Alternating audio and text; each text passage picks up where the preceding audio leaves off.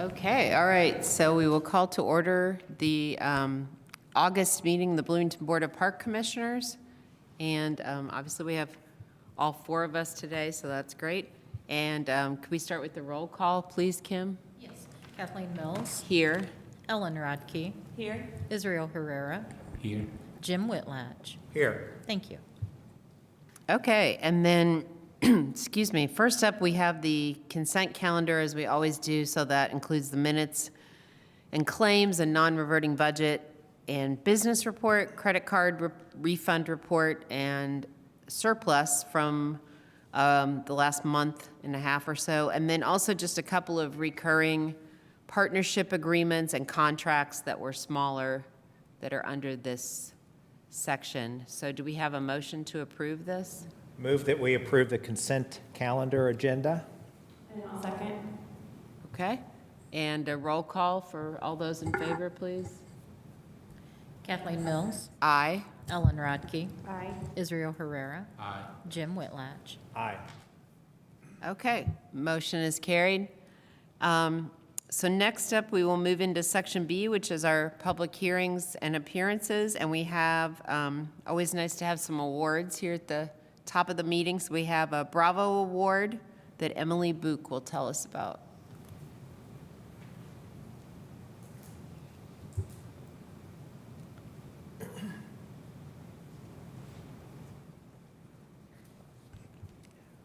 All right. Hi, everyone. Emily Book, Community Relations Coordinator. The Bloomington Parks and Recreation Department would like to recognize Kendra Souter and Kirsten Groover, two dedicated volunteers from Target, with the August Bravo Award. Kendra and Kirsten are two employees from the Bloomington Target who have become loyal and reliable volunteers over the past few years.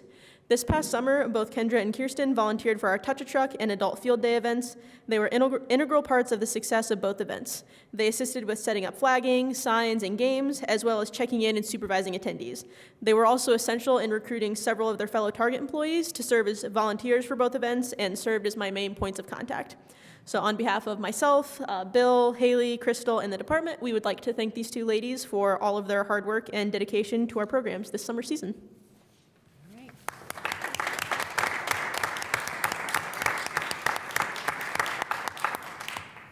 All right, thank you so much. And it looks like they're getting some Parks and Rec umbrellas. Very nice, which you don't need today, but perfect. Okay. Thank you so much. Did you start volunteering together from the beginning, or was it? Yeah? Okay. Excellent. Well, thank you for all your volunteer time. Yeah. Thank you very much. All right, and then next up we have the Parks Partner Award that Julie Ramey will tell us about. Good afternoon, Julie Ramey, Community Relations Manager for the Parks and Recreation Department.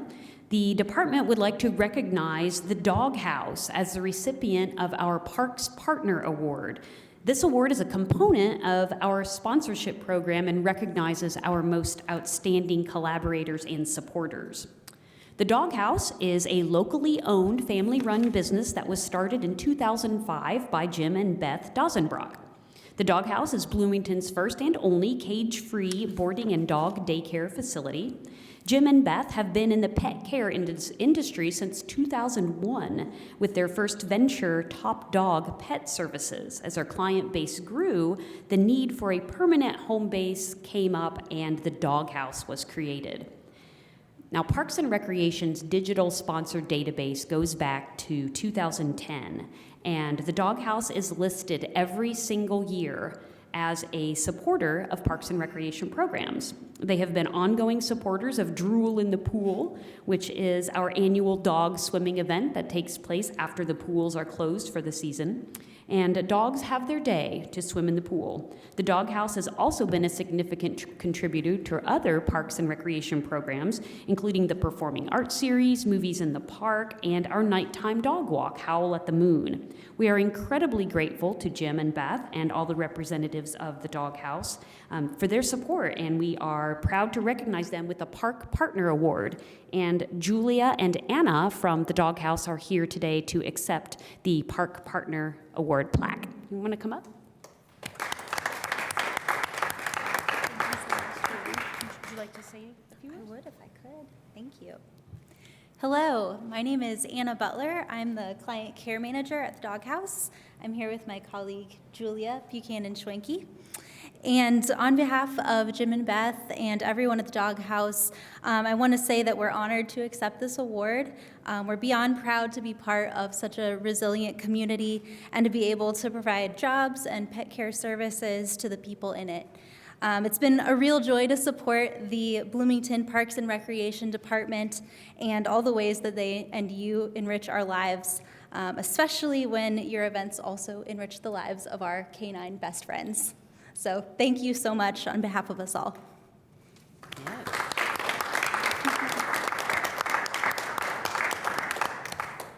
Thank you so much. I can't imagine the end of the pool season without drool in the pool. So appreciate your ongoing support. And then next up, under this section, we have a staff introduction of our new sports division director, is it Satoshi Kaido? Is that close? Satoshi Kido. Kido, okay. Hello, my name is Satoshi Kido. I go by my last name, K-I-D-O, and please call me Kido, okay? You don't have to call me Mr. Kido. Mr. Kido is my dad, so call me Kido, please. I am the newest member of Parks and Recreation. Previously, I worked at Indiana University Campus Recreation for 20 years, and I was in charge of intramural sports and club sports. And my client was between 18 to 22 years old mainly, but now I am expanding my experience to young to old. And I'm looking forward to working with you guys, and all my boys, 3 boys, grew up in this community. And they are over 20 years old now. But this is my opportunity to bring something back to the community. And I'm excited, and thanks for having me today, and looking forward to working with you. Thank you. All right. Welcome. Yes. I hear you have a lot of baseball coaching experience, too. Is that true? Yes. Yes. All right, well, good. Well, welcome. All right, and then we will move into our Section C, Other Business. And first up, Leslie Brenson will tell us about the contract with Commercial Service for the kitchen project at Banneker Community Center. Good afternoon, Leslie Brinson, the Community Events Manager. I am here today to present a contract, as you said, with Commercial Service in the amount to not exceed $34,035 for an installation of a Type 1 kitchen hood at the Banneker Community Center. This will be paid out of mostly grant funding that the center has received the last few years. The Banneker Center received both an NRPA, which is a National Parks and Recreation grant, as well as an ROI grant in the last 3 to 5 years, both to help create a cultural and nutritional hub at the Banneker Center. One way to achieving those goals is by turning the kitchen into a commercial kitchen that can then be used to teach classes for cooking and nutritional purposes, or be rented out to community members and community groups as a place to gather and share in food and learning experiences in the kitchen. In order to do that as a commercial kitchen, you have to have a Type 1 hood, which means it can be vented out of the building for any steam, smoke purposes. So commercial service will be coming in, relocating some sinks that were put in a little while ago, and then relocating the stove so that we can put a vented hood, and then venting it out through on top of the gym roof out of the facility. So I'd be happy to answer any questions that you might have. Hopefully we'll be able to get this project done this fall and then be able to use it starting in 2023. Okay, and do you know about the timeline of this? Will the kitchen have to be shut down for a time, or? There will be some, probably. Hopefully, they're working on the permitting process now. That'll be the first stage, and then hopefully getting started with some construction in September. The kitchen right now, coming out of COVID and just kind of getting the building back into some more active use, isn't used a ton right now, so I don't think it will displace too many groups. But we really hope that when it is opened back up, it'll really be ready to enhance the experience there. Okay, all right, great. Any questions or comments for Leslie? I'll move for the approval of the contract with commercial services for the kitchen project at Banneker Community Center. I'll second. Okay, and a roll call, please, of all those in favor? Kathleen Mills, Aye. Ellen Rodkey. Aye. Israel Herrera. Jim Whitlatch. Aye. All right, motion is carried. Thank you, Leslie. And next, in C2, Aaron Craig will tell us about the appointment to the Cascades Golf Course Advisory Council. Good afternoon, Aaron Craig, Golf Facilities Manager at Cascades Golf Course. Here for the staff that we recommend the approval of Dean LaPlante for replacement of a vacancy on our Golf Advisory Council. We did receive 4 applications, and we felt Mr. LaPlante would be a great addition to diversify our current board as it stands. Okay, and do you want to elaborate maybe just a little on what the Golf Course Advisory Council does? Yes. Yeah. So we meet every other month, and our advisory members, they bring us the needs and wants of our patrons so that we have a better understanding of how to serve them and serve them in our community. Okay, How many people are on the advisory council? Total of 5, right now 4. Mr. LaPlante would be the 5th. Okay. okay. And it sounds like he's a lifelong golfer. He is. Okay. Yes. Okay, all right. Any other questions, comments for Aaron? Move that Okay. we approve the appointment as recommended by staff for the Cascade Golf Course Advisory Council. Okay, and a roll call vote, please. Mills, Aye. Ellen Rodkey. Israel Herrera. Jim Whitlatch. Aye. All right, motion is carried. Thank you, Aaron. Thank you. And next, in C3 is the return of emerald ash borer treatment, Tim Street. Not the return of the emerald ash borer, hopefully. Good afternoon, Tim Street, Operations and Development Division Director for Bloomington Parks. I am presenting this staff report tonight because we are currently between urban foresters. So Erin finished her employment in July. And this was originally going to be a July Park Board item, but ended up getting pushed to this month. So that is, I believe it says July at the top. Recommend approval of an agreement with Bartlett Tree Experts for treatment of various city ash trees for emerald ash borer.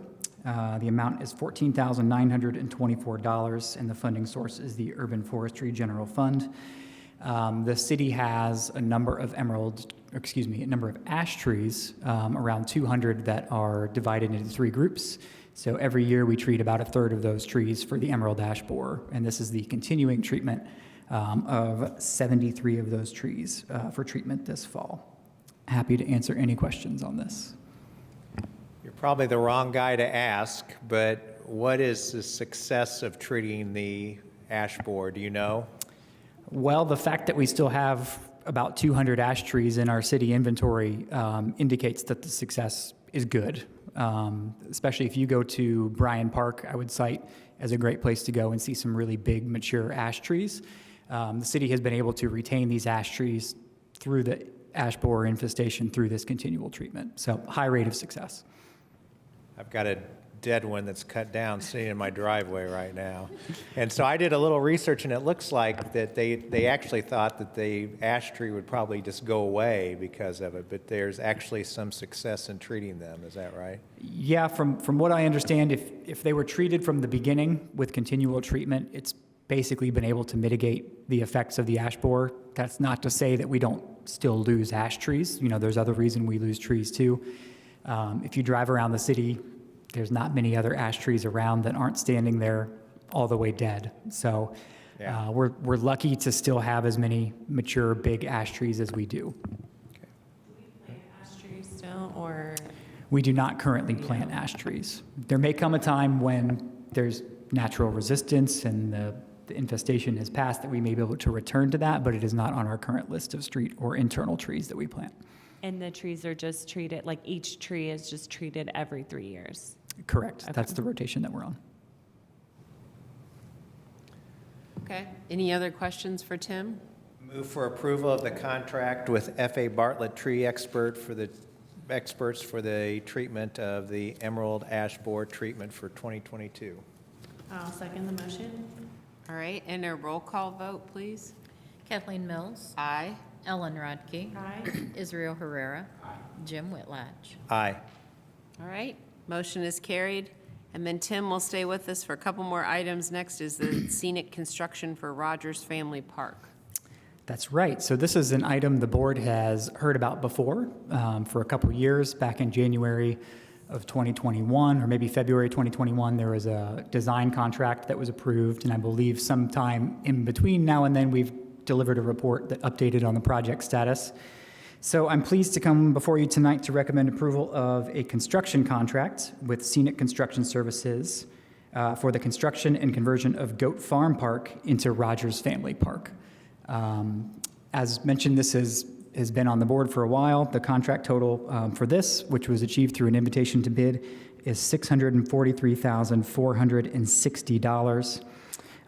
The cost of this contract is being covered by a donation from the Rogers family, and expenses will be charged to our operations non-reverting account, and then will be reimbursed from the Bloomington Parks Foundation. To give a little more background here, since this is a more extensive project, in 2007, the Parks Department acquired this 31-acre property that became known as Goat Farm Park. A few years later, the Jackson Creek Trail was built. This rendering shows pretty closely what the final construction plans will be. It is not perfect, but we had a public engagement process that began in April 2021 with a meeting with the neighborhood and several interested other public parties, and then continued into last fall, where we presented final plans and took some final feedback. Over the winter, we were able to finalize the plans and work towards an invitation to bid, and work through the various building permits, floodplain, everything we needed to work through to have this ready to go. So I'm pleased to announce that the original donation from the Rogers family was in the amount of $650,000. And through the construction process, as we were looking at things and working with our landscape architect to estimate exactly how much we thought this would cost, as we were looking at the rising cost of construction, as we were looking at the scope, we knew the amount was likely to come in over the original donation, and the Rogers family said, that's okay. Please proceed. Don't cut anything at this point. Let's wait and see what comes in. So a few weeks ago, we had the bids come in and we looked at it, and the Rogers family agreed to give an additional almost $300,000 to fund the project, as well as the next contract that I'll be mentioning here. Kim has a few slides we can go through. This is the overview of the area. So the key things that will be changing with Rogers Family Park well, let me start with the key things that won't be changing, actually. So we're not trying to change the character of this park. It is very much a unique park in our system, with the native prairie that's been restored, with the trail, with the quiet, and with the nature interaction. That's something we heard again and again in the public process. So what we will be doing is creating a new path that goes through the prairie. That creates a new half-mile loop. Kim is highlighting that there. Every plants that we do down here will be native, and will be natives. We're not using any type of cultivar even. We wanted to keep this 100% natural to keep in character with the park. So what you're seeing here is the barn. In front of the barn, we'll have this just small highlighted space. This garden will really be more highlighted native plants, but they'll be clustered for educational and interpretive purposes that we can highlight some of those. There'll be a new seating area underneath the barn. So currently there's just some random storage under this eave of the barn. We're going to clear out, turn that into a quiet seating area with a few picnic tables. There'll be a small shelter, a small pergola that come in. But again, all of this, we won't have any big lighting. There's no sports fields, anything like that. There's no big gathering space. There's no rentable shelter. We really want to keep the character of this park to be quiet while amending the park to make it more enjoyable for more people. So Kim, if you go to the next slide, here are some of the amenities that will be going in. The small, what we call gull wing shelter, the pergola, and some benches throughout the park. Kim, you can go to the next slide. And then this is the north end of the park, which is just off of the roundabout of Winslow High and Rogers. There'll be a small parking area. One of the things we see with this park a lot is that it is very walkable, but it is not very accessible to people who don't live in the immediate area or who may have accessibility needs. So often if you go down there in the afternoons, you'll see people parked off of the roundabout approaching the gate to the park. So we will be putting in 10 permeable paver parking spaces, 4 of which are accessible to increase accessibility to the park. There will still be an access gate at the end of that parking. That was a question we were asked a lot. So people can't just drive in and drive back to the barn. But if we need to open it up for maintenance purposes, we'll be able to do that. So a small trailhead here, the trail, those amenities will all be coming in. Kim, if you could go to the next slide. There will also be a public art component, and this was coordinated by the city's, you'll have to forgive me, I don't know her title. Holly Warren, she coordinates public art in the Economic and Sustainability Department. So she coordinated an evaluation of proposals for public art down here. This is the winning proposal that will be awarded and will go in the small mode space in front of the barn. It's called Fleeting. Kim, if you could go to the next slide. Jonathan Rasek is the local artist that will be constructing and putting this in. Titled Fleeting, it is nimble and quick in its implied movement and a comment on the transient nature of life, growth, and decay, depicted in a gradient of colors. I'm not the most artsy person, but I think that's a great compliment to the native prairie down there and what we see down there as well. So very excited about this project. Given this approval tonight, we will then be able to move forward with this and begin construction this fall and hope to see the new asphalt paths completed by the end of the year and the project overall completed by spring of next year. Okay, great, thank you. I really appreciate that, as you said, it's keeping the same sort of contemplative, quiet character to it, and my gosh, just more thanks to the family for, stepping up with another donation on top of what was already there, and that's incredible. Absolutely. Yeah. All right, thank you. Any questions or other comments for Tim? Is there any other place to park that gives you access to this other than those planned 10 spots? No, that will be the new access, and the trailhead will be right there next to the parking. The only other way to get there is if you were at Jackson Creek and walked on the Jackson Creek Trail. Does that go down? Correct. To The it? other But place that's where you could park close by would be Sherwood Oaks Park. There's very limited parking down there. There's maybe 7 spaces, something like that. Or Child's Elementary. Some people you might could park there as well. Child's and walk across. Mhm. Yeah. Okay. All right. Yeah. Great that the Rogers, Sherman, and Meredith did a great service to the community in giving this gift, and nothing but applause for them for doing this. This will be a great park when it's completed.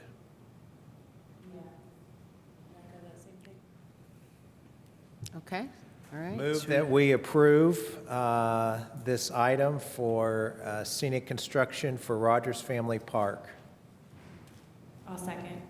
Okay, and a roll call vote? Kathleen Mills, Aye. Ellen Rodkey, Israel Herrera, Jim Whitlatch. Aye. All right, motion carried. And then finally for Tim is the review of Oscar's contracting Rogers Family Park Barn and Roof Project. Yes, and this will be considerably quicker because it's related to everything I just said. So staff recommends approval of a contract with Oscar's Contracting Incorporated for roof and exterior repairs of the barn at Goat Farm Park, which will become Rogers Family Park. The contract total is $110,100, and this is likewise being covered through the donation and will be reimbursed through the operations non-reverting account. So during our public engagement process, one of the things we heard a lot was how much people value this barn and its iconic nature as part of this park. And a lot of people, including us, expressed a desire to preserve it and to fix it up. And so the Rogers additional donation will generously include a new roof and siding and painting and restoration of the exterior of this barn to keep it preserved for many years to come. Okay. All right, great. Any questions about this project? I have, yes, because this is so wonderful coming from Rogers family. I wonder if there is going to be any kind of plaque of recognition, acknowledgement of, the not the amount of money, but the contribution to the city, or any kind of a special event where the city can thank them for all these contributions to our community. Yes, absolutely. Great question. And we're definitely going to look into that and work on that with them and plan something. Certainly at the end of this project, when we're ready to dedicate it, it will be rededicated from, as it's currently known, Goat Farm Park to becoming Rogers Family Park. That will certainly be a major part of the recognition. There'll be a couple of new signs down there with, identifying language for the park system and the name of the park and everything. And certainly we will have, as we do with any big project, but especially this one, a dedication event to recognize who and how this project was made possible. Yep. There's a project schedule on this one that it will be completed by December. What's the plan for everything else? The project overall should be completed in the spring. In spring, okay. Mhm. I should probably know this, but what is the inside of the barn like, and what is that going to be used for, if anything? It's an interesting mix of things inside the barn. Upstairs, there's document storage for the city, actually.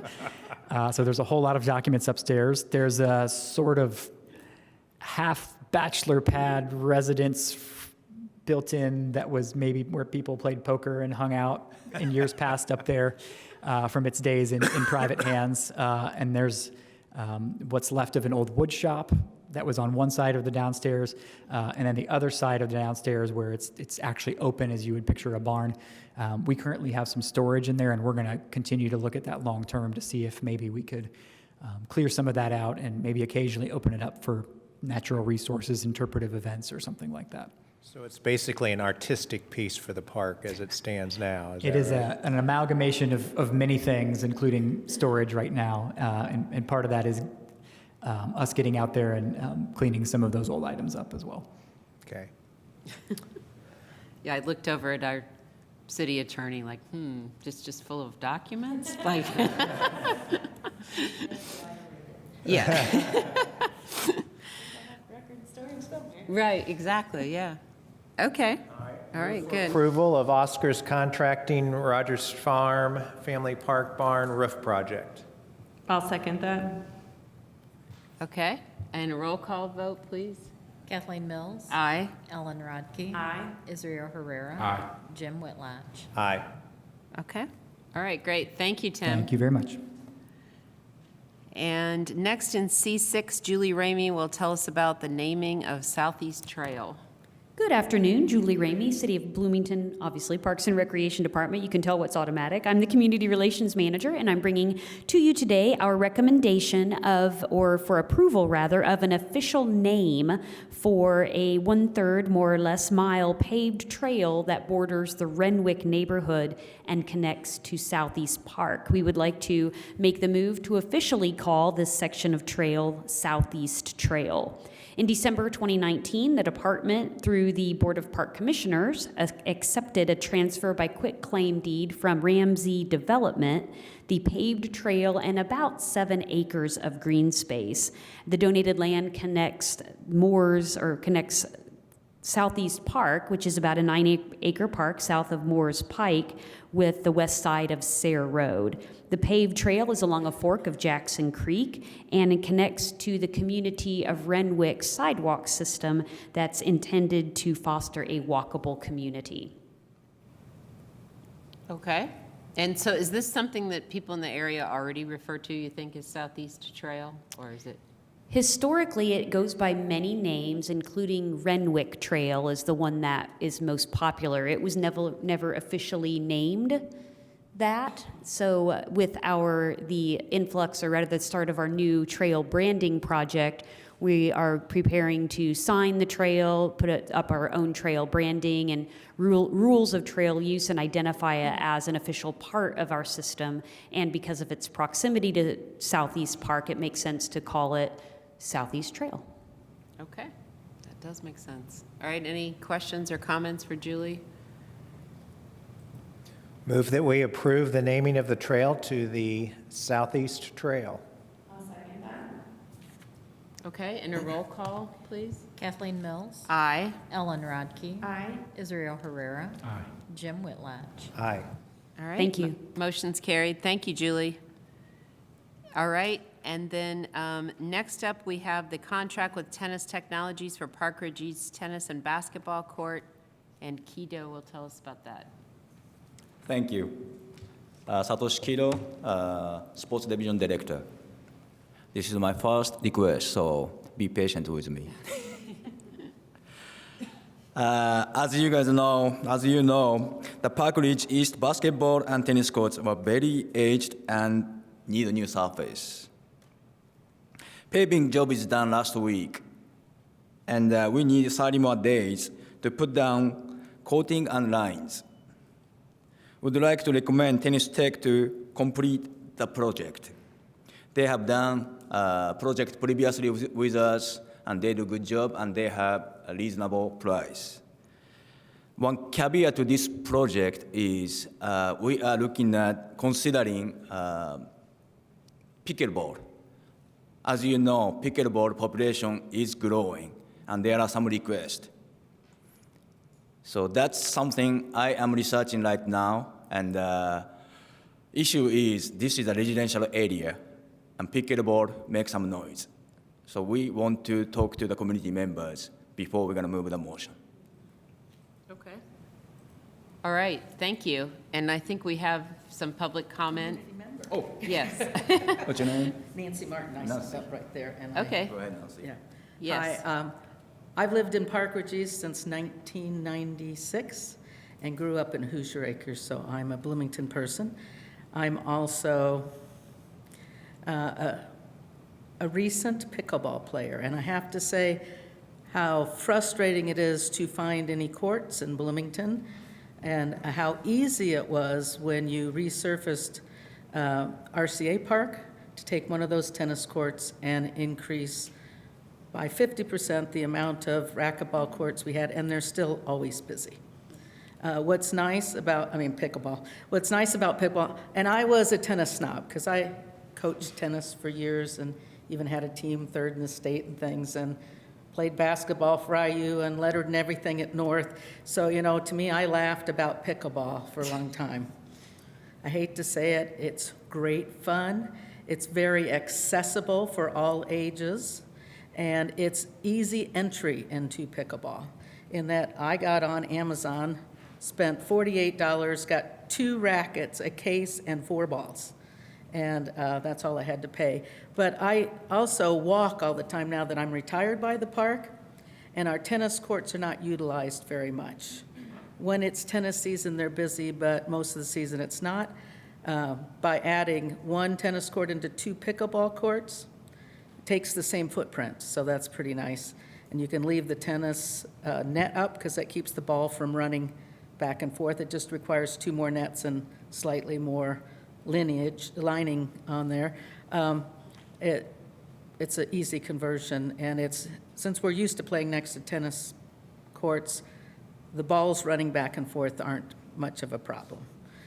But we all have to, I'm going to play at 9:30 tomorrow morning at Switchyard Park and hope we get a court, and then we'll plan to go to RCA Park if we can't. But there's a whole group of people that are there every morning, take up all the courts, and you have to wait to play by being an individual, and we want to play as a group. So it would be nice if more than just 2 parks had pickleball. And I'm sorry I ran a little long, but I just had my knee replaced June 7th, and I'm already okayed to play pickleball. I don't know how long it would take them to approve me to play tennis, but I also have been birding a lot, so thank you very much. Thank you for your comment. Yes, I know pickleball is booming. I have heard that from a lot of people, so. Schools now in Florida that have this middle school and high school teams. Oh, wow, I didn't know that. It's moving really quick. Yeah. Kind of like soccer was in the 70s. Yeah. All right, thank you. And just a question about, I'm just trying to picture the Park Ridge East tennis courts. Is it just 1 court, or is it 2? We have 2 courts, 2 tennis Okay. courts, and 1 basketball court. And 1 basketball? Yep. Okay. All right. Are there any other comments or questions? A couple of questions. You said that the concern was, did I understand you to say the noise? And that's because when the ball, it kind of makes that clicking noise, it's kind of can be heard. Is that the concern? Yes, there are some issues with the noise with the ball makes, And Yeah. there are some other parks and recreation, they are looking into some issues, so. Second question then is that the courts can be mutually tennis and pickleball courts without having, other than adding a few lines to the court, there's no significant difference that needs to be made, or one doesn't eliminate the other one's ability to play tennis? Oh, it does? Right, but if you turn a tennis court, does that preclude the ability to play tennis on that court? Yes, it could, because the pickleball nets would be in place. So the scenario here potentially would be to have one tennis court, be a tennis court, and then two pickleball courts. Okay. So that there would be both options. Okay, all right. There's an interesting article in the New Yorker that I just read that can pickleball save America? So we need. Yeah, I know. Yeah. I've played. A lot of ways, I was a tennis player, so if you can't deal with pickleball next year, you're going to be like UST 5 point and above. Right. Because nobody hardly would be playing on the cartridges. Right. Yeah. And Miss Martin, you were a great science teacher, as I recall, as well. Thank you. That's all the questions I have. Thank you. Okay. Yes. Would be the end of August or the end of October for the project? Could you repeat the question? The all work shall be complete by October 31st, or how is this different from the survey in mid-August at the beginning of the expected date to be finished? Day to be finished for coating and lining. Yeah, altogether it is Okay. October. After paving, they have to wait at least 30 days. That's stated. So paving is done last week. So That corresponds to we're the looking at probably, mid-August. probably sometimes mid-September. We're looking at the date. No more questions.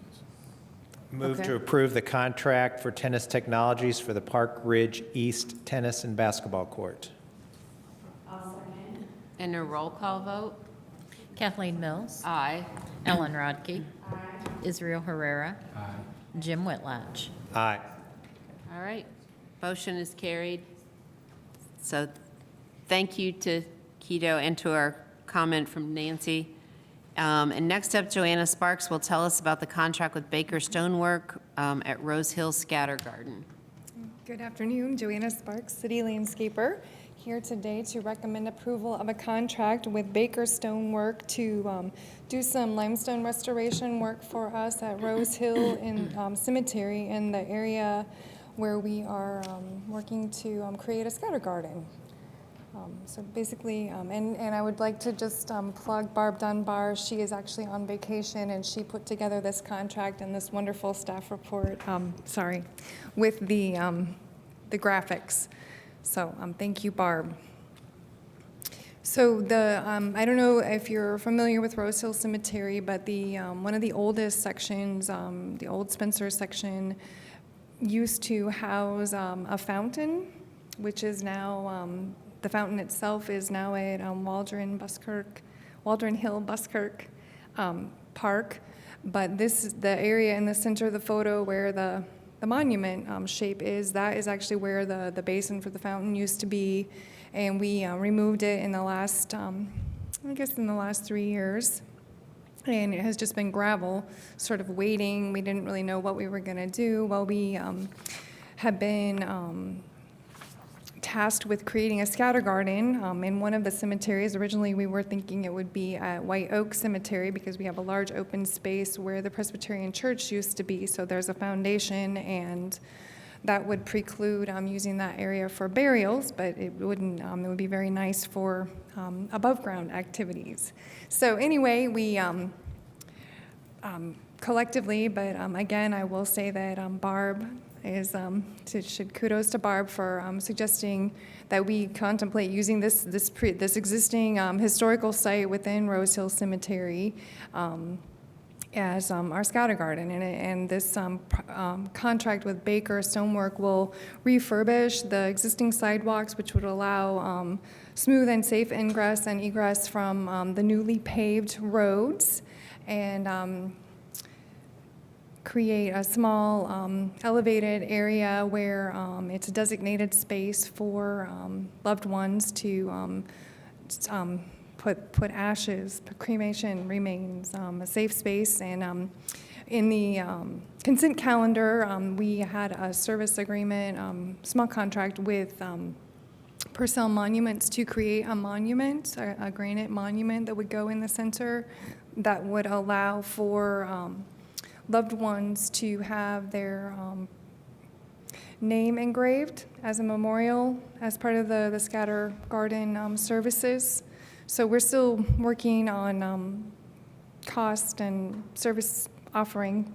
That's still in the formulation process. But anyway, I feel really positive that we're moving forward on this, and this is a really lovely site, and we are looking to offer the installation of native memorial trees and memorial benches as part of the process, where folks can have a plaque dedicated to their loved one as well, and then hoping to also pursue actual cremation plots within the area as well. Just, creating a nice, sacred, safe, quiet, nicely landscaped space for people to, come and be.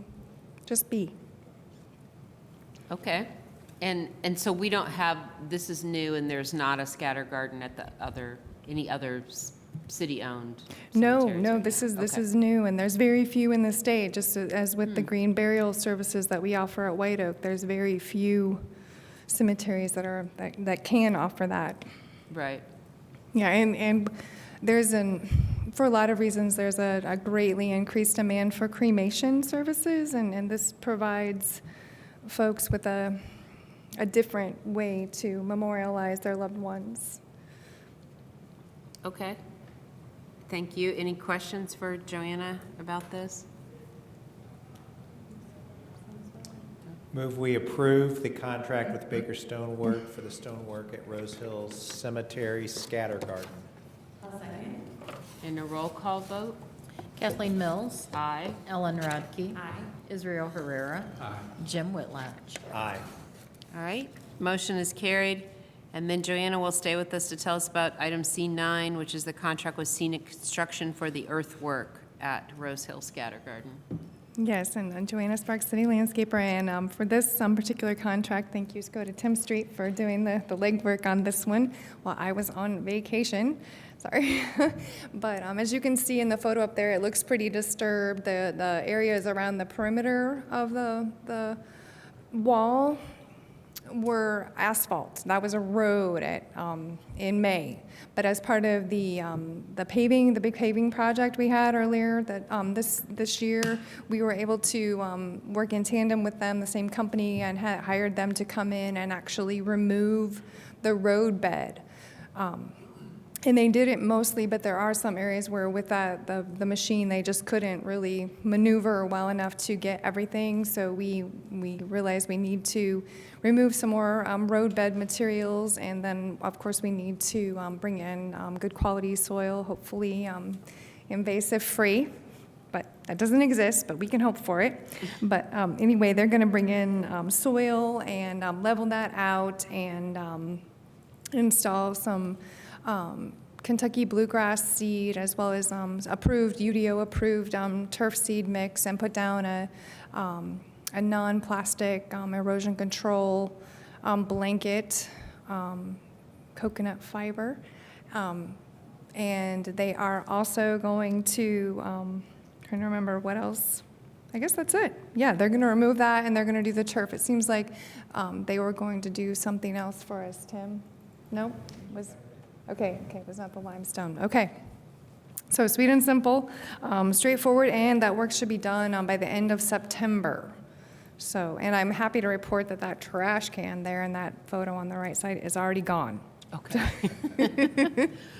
So it has been relocated. Okay. Yes. So don't worry, folks. All of our dog walkers, there's still plenty of trash receptacles in Rose Hill Cemetery. Yeah, so I would be happy to answer any questions. And one fun thing is we are really looking forward to being able to open this up sometime early next year and provide this service to the community. Okay, all right, thank you. Any questions for Joanna about this? Move we approve the contract with Scenic Construction for earthwork at the Rose Hill Scatter Garden. All right, and a roll call, please. Kathleen Mills. Aye. Ellen Rodkey. Aye. Israel Herrera. Aye. Jim Whitlatch. Aye. All right, motion carried. Thank you, Joanna. Yep, thank you very much.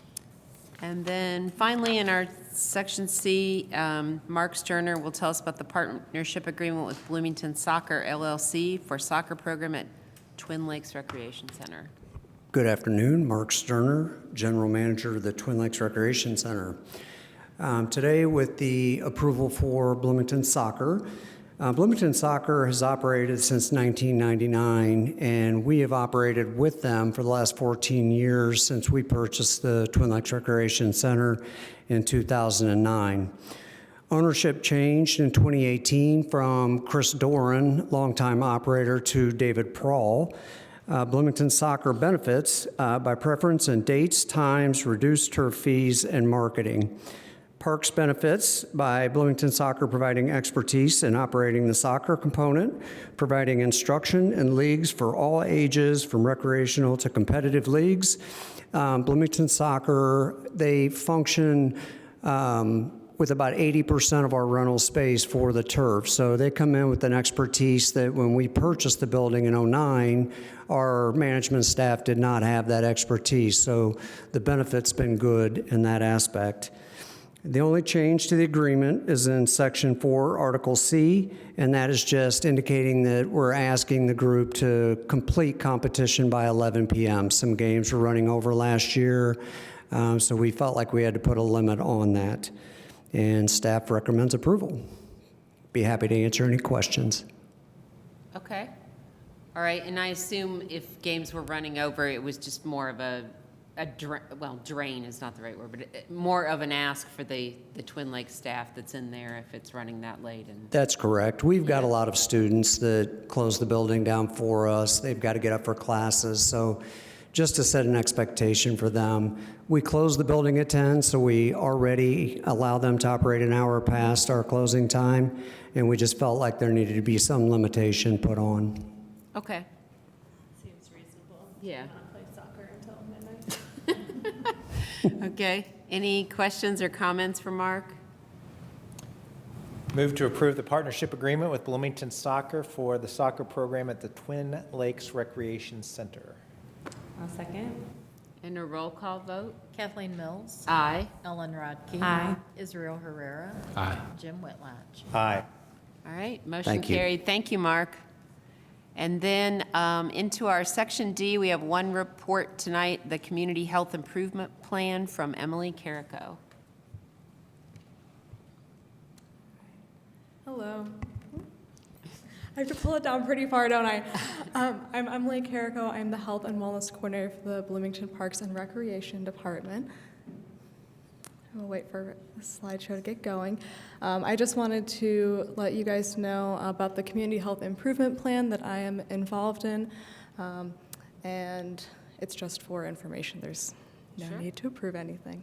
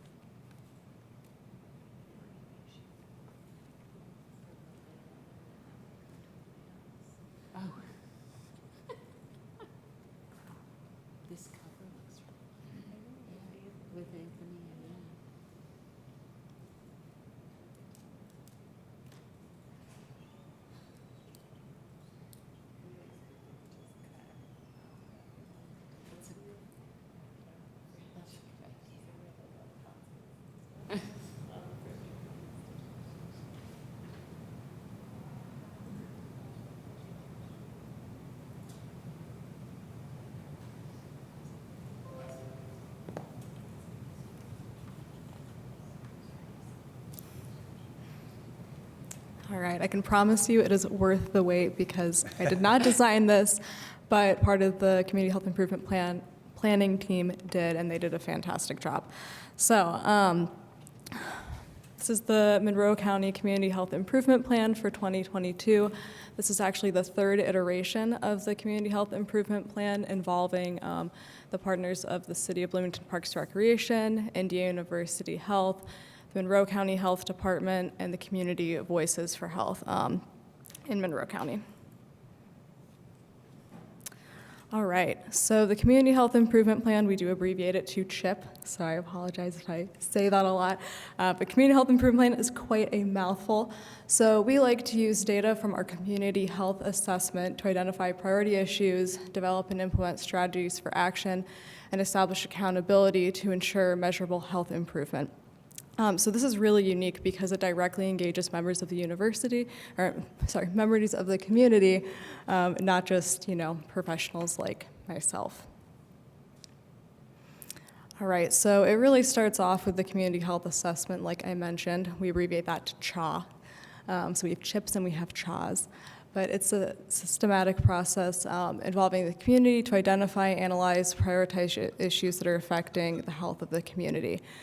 So this is really to kind of get a pulse on the health of the community and just see gain some knowledge and understand goals and strategies that we need to address and improve. So the process for our CHA is quite involved, as you can see. We have planning steps, and then the first thing that they did that involved the community was to conduct a survey. So this was available both online and in person at the Monroe County Health Department and the IU Health COVID-19 vaccination clinics.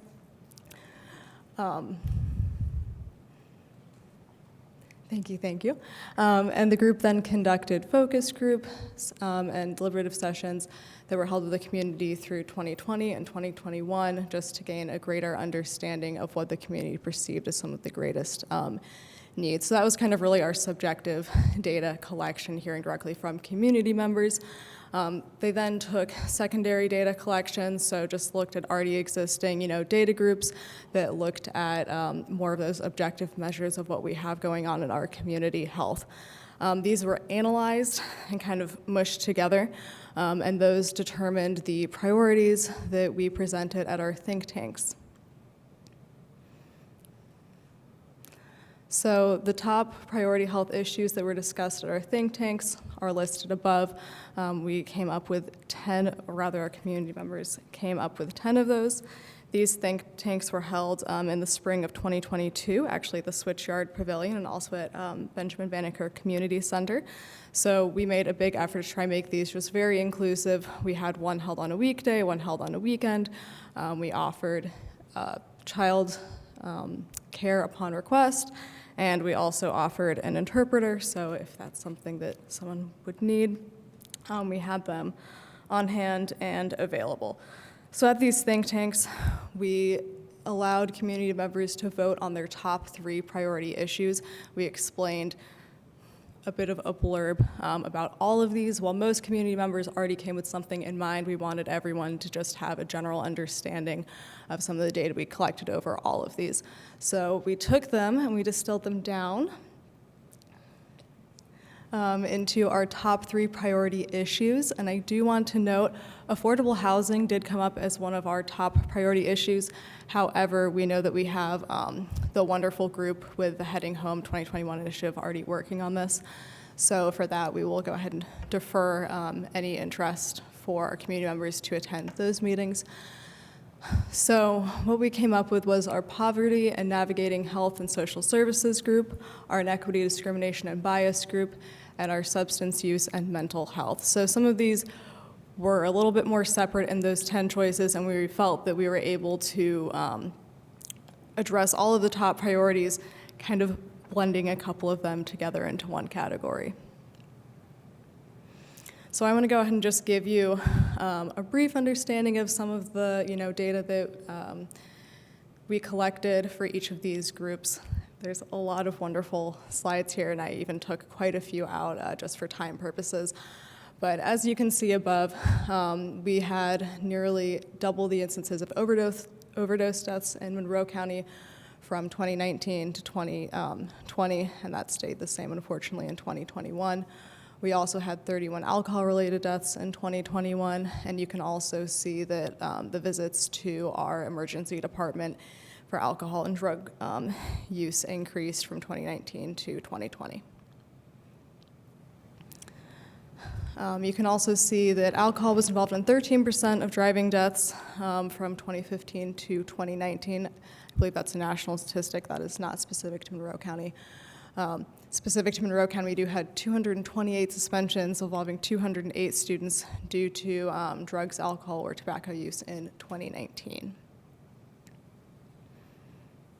All right, moving on to our poverty and navigating health and social services. Monroe County's personal income was $46,693 per capita in 2020, which ranks 45th in the state. So that means that 20.8% of Monroe County residents lived at or below the poverty line in 2019, compared to 11.9% statewide, so nearly 10% more. And I know that students do play a role in this, and that's something that unfortunately we can't really take out of these stats and account for. So it might be a little bit artificially inflated, but nonetheless is higher than it is across the state. Along with navigating health and social services, Monroe County averages about 1,670 people to one primary care provider. The Indiana national average is about 1,490.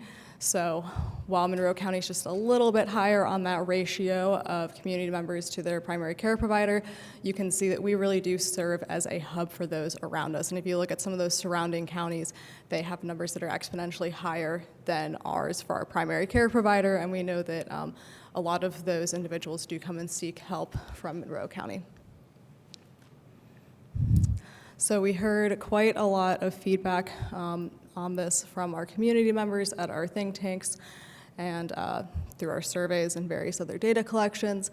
And some of the complaints that people had were long wait times to get new patient appointments with primary care providers, some of them saying that it would be up to a year if they were seeking to establish care with a primary care provider. They also talked about the high cost of health care, lack of insurance, lack of transportation. They also mentioned the difficulty in reaching the offices and the hours that these services are provided, and quite a bit more.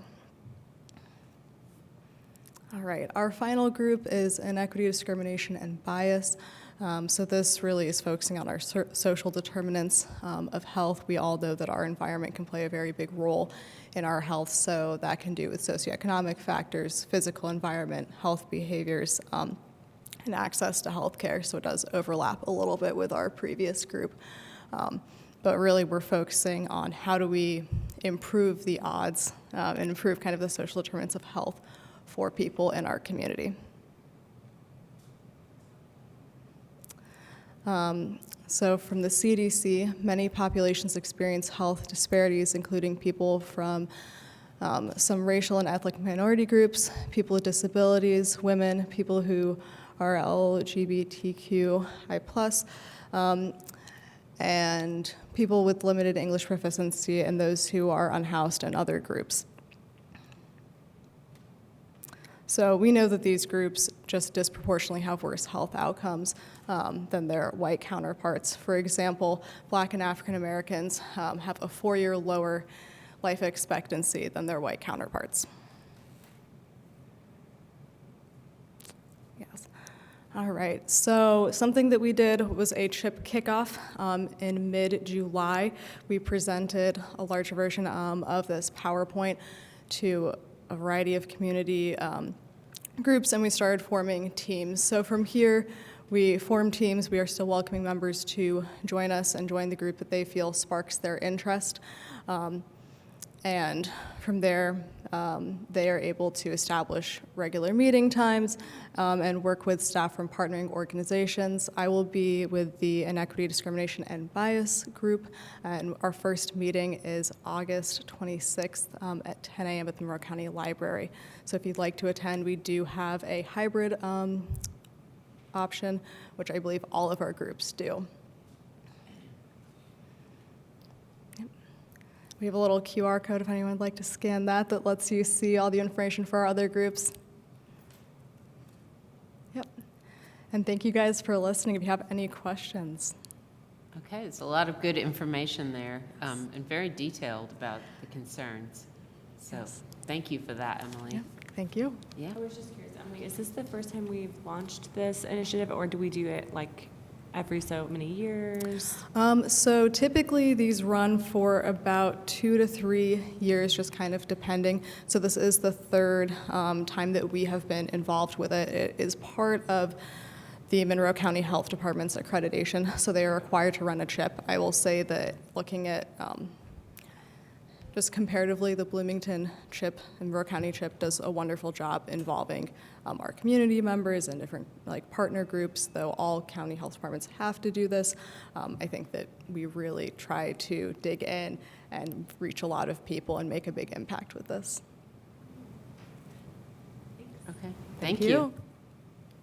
Thanks, and I'll just add and thank you, Emily. That is really a lot of information, and to have the Parks Department at the table, which we have been for a number of years, just in line with everything that we do in Parks and Recreation has a health benefit. So we are really fortunate to have those good working relationships with Monroe County Health Department and IU Health Bloomington, and that. So a lot of good information, and we'll continue to be part of the conversation. And as you can tell, a leader with one of the strategy groups. Okay, great. Thank you, Paula. And then finally, we have just an open public comment time in Section E. If we have anyone here in person or anyone online who would like to make a public comment, if you could come to the podium or let us know via email or raise your hand online. All right, don't see anyone in person. Kim, do we have anyone online? No? Okay. No one has their hand raised. Okay, all right. So then we will turn back to Paula. You want to wrap us up and tell us about the next meeting? Sure, great to see you all. Thank you very much for your support this afternoon. As you can tell, one season ending, another one beginning, and at your desk, Julie has placed our fall program guide, and you can see the results of the name, image, and likeness contract that you passed back in June. In fact, we went from that board meeting to that photo shoot, and there's the results. So we're very pleased, and that is just full of everything that we've got planned for the next couple of months. So it's on to the next season. I want to take a few minutes to recognize Daniel Dixon, our city attorney who works with the Parks Department and guides us. But Daniel will be leaving his position with the city in 2 weeks to take a new role down in Bedford, and I'll have him step up and tell you a little bit more about that.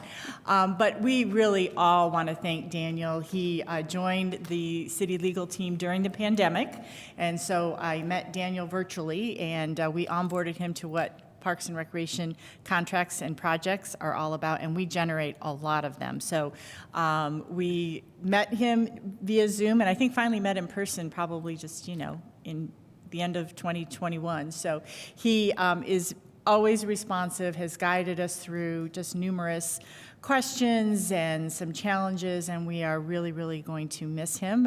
It takes us a little bit to break in a new attorney, but we will stand in the ready. But I'd just like to recognize Daniel and give him a few minutes up at the podium. But we really do appreciate him and wish him well in his next endeavor, and that he remembers the Parks Department fondly. Thank you. As Paula mentioned, I joined back in April of 2020 during kind of the beginning of the pandemic, and we'll be leaving here, I guess September 2nd will be my last day. I'm going down to Bedford to be the Chief Deputy Public Defender at the Public Defender Agency there. It's a kind of interesting evolution for me. That's where I actually started my legal practice, so it'll be kind of fun to go back there.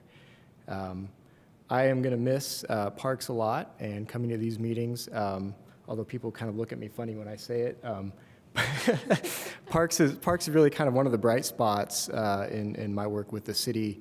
A lot of what I do involves litigation and some other things, which probably, Jim, as you know, can sometimes be a little bit frustrating and discouraging at times. But Parks is always kind of one of those cool places to see what's going on in the community. And it's especially fun for me with 2 very young children to be able to come to Park Board and look at contracts as things are getting developed and see them come through the Park Board, end up in the program, and then be able to take my kids out into the community and do those things. And so I will still be looking forward to taking advantage of all the things that Parks has to offer. I'm not leaving the city or anything else like that. I'm going to live here still, but I will miss you all and enjoyed working with you. So thanks. Thank you very much, Daniel. Best of luck to you in your new job. Yeah. And my only 2 other announcements is I will be presenting the 2023 general fund budget to City Council on Wednesday, August 31st. We are, I believe, the 4th department out of 5 that evening. It starts at 6, so I'm a little bit later in the program, but you are all more than welcome to attend. It will be in person here in council chambers. And then our next board meeting is September 27th, so we will be well into fall by the time we gather again. So again, thank you for this afternoon. All right. Thank you. And our August meeting of the Bloomington Board of Park Commissioners is adjourned.